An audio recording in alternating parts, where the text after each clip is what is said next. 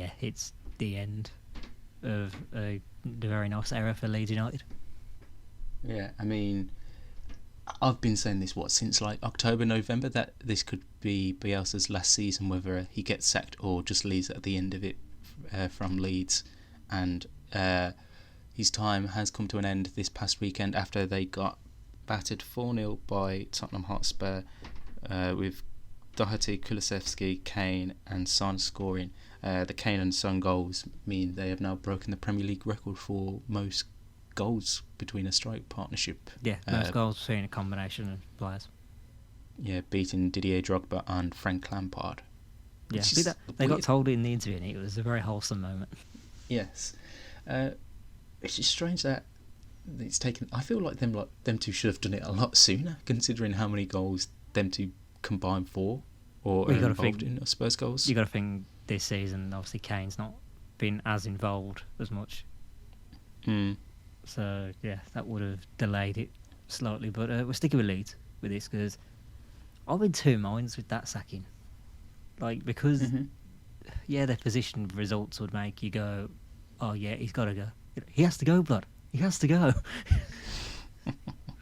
But Bielsa's a legend to them. Like, he's an absolute legend. Fans are very disappointed that he's gone. Like, disappointed that he's sacked. It seems like he was sacked. He hasn't walked. Players have been grateful to him with all the messages online. Like, whoever the next manager is, walking into what is starting to look like a pretty bleak situation. I mean, we know who the next manager is going to be. It feels like we know who it's going to be. Yeah, we're just waiting on the announcement. But I think the main thing with his sacking is they've conceded the most goals in a calendar month in Premier League history, when they conceded, I think, 20 or 24 goals in a month.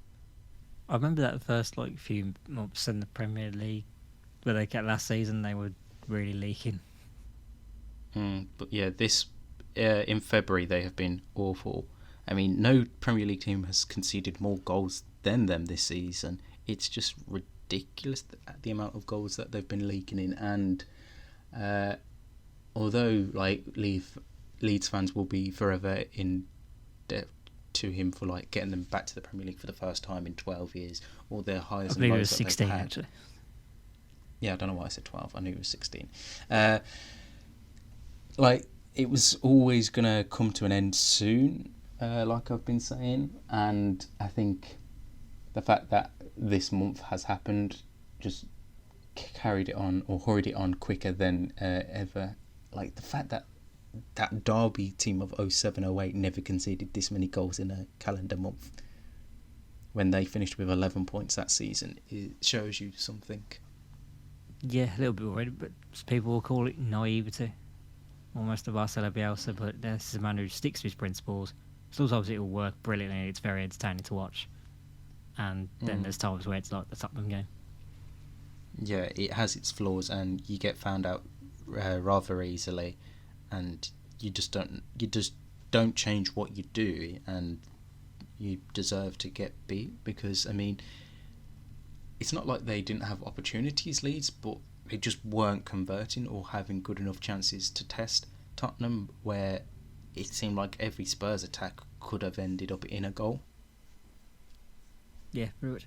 Just be with Leeds players now, because obviously with all the messages they were sending, they're probably a bit gutted it's ended the way it has. I don't know if that's going to bode well for the rest of the season, considering the relegation fight that they're in. Like, they're already down because of performances, and they've lost they've lost a goal they were calling the grandfather to them. Is this just not going to affect them even more because of whoever the next manager? Is he going to install a belief in them? I don't know. Are they going to react to him the same way? I'm not too sure. Obviously, bar confirmation as of time of recording, it is set to be Jesse Marsch, who is, many know, being linked with the Red Bull company of teams. So he's managed all three of them: Red Bull Leipzig, Salzburg, and the New York Red Bulls over in the MLS. He is set to be the manager. Bit of a surprising one, I think. Well, we say that, but we remember that Leeds are partly owned by the San Francisco 49ers, so they will have an eye. Now majority owned. Yeah, that's what I meant. But I was going to say, didn't it change recently to now they have like a 51% ownership? yeah, but that stake keeps growing. Like every season, Yes. they'll fully own them at some point probably. Like, I don't know how it's gonna work. If I'm honest, we Like, don't know for he's- certain if Leeds have the quality to like adapt to potentially a different style in what is a very short amount of time to get themselves out of a battle. Yeah, and obviously they've been very injury hit this season, missing a lot of key players throughout the season. Obviously, Calvin Phillips being the prime player that they've missed quite a lot this season. Bamford as well, pretty big miss. Yeah. They've got a striker. Yeah, so for me, I don't think this new manager bounce will happen, and I genuinely now think they will be one of the 3 teams that go down. I'm going to put that on the line now. But that's for a different vid. That's for a different clip. But Jesse Marsch is someone who plays quite high press attacking football, right?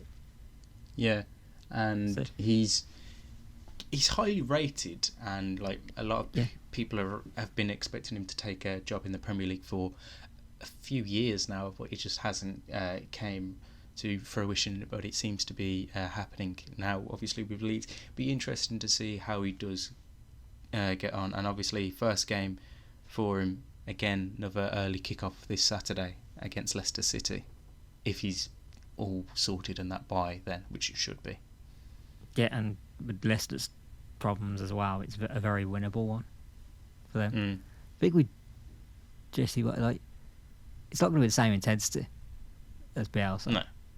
But it should still be quite high press, as we just said. Even like, it's an intriguing one at the end of the day, because it's that thing where he was great at Salzburg and everyone was like, oh my god, this is an American coach who actually gets it. And but then there was the Leipzig stuff. It just didn't work. And it was just awful, which is like, it was very strange to see like how it failed to convert over from the Austrian league to Bundesliga. Maybe that's because of the difference in qualities in the leagues. Maybe that's why he struggled. But it'd be interesting to see what he can do here in the Premier League for the remaining 12 games or so in the Premier League. Yeah, and we all know if it doesn't go well, they're going to be calling him Bob Bradley 2.0. Jesus Christ, no one wants to be called Bob Bradley. It's going to be bad enough that everyone's going to be calling him Ted Lasso. I mean, how many Ted Lasso references do you reckon the newspapers are going to get in over the next week or so? Oh, loads. I'm not even trying to show one if I love that series. Please don't.